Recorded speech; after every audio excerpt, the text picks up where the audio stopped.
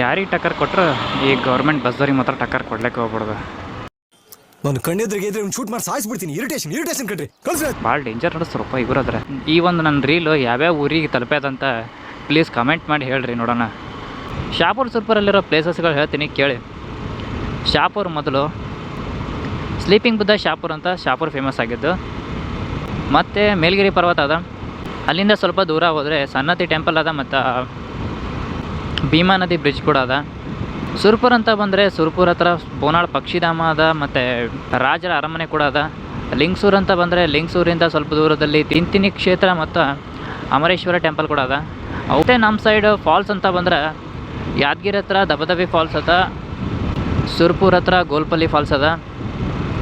ನಮ್ಮ ಪ್ಲೇಸು ಮುನಾರು ಲದಾಖ್ ಆ ಥರ ಇಲ್ಲ, ಆದರೂ ಕೂಡ ಸುತ್ತಾಡೋಕ್ಕೇನು ಕಮ್ಮಿ ಪ್ಲೇಸಸ್ ಇಲ್ಲ ಅಂತ ಅನ್ಕೋಬೇಡಿ. ಆ ಜಿಂಗ ಲಕ ಲಕ ಲಕ ಎಲ್ಲ ಏನು ಮಾಡ್ತಿದ್ದೀರಾ ಬರ್ರ.